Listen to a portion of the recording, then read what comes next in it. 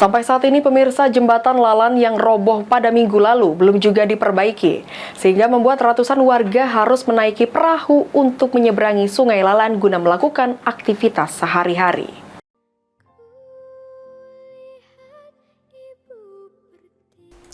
Sampai saat ini, jembatan Lalan yang roboh pada minggu lalu belum juga diperbaiki, sehingga membuat ratusan warga alami kesulitan untuk melakukan aktivitas.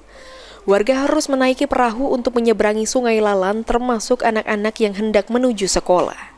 Terlihat sejumlah petugas kepolisian disiagakan untuk mengantisipasi hal-hal yang membahayakan saat warga menyeberangi sungai. Masih terputuskan. Untuk aksesnya sendiri, informasinya Polri juga membantu untuk menyeberangkan, Kak?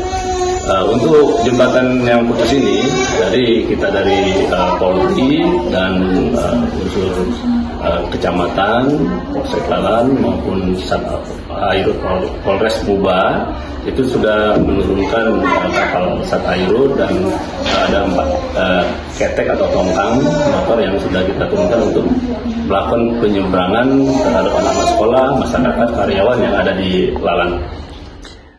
Sejauh ini belum ada titik terang terkait polemik jembatan Lalan yang ambruk ini.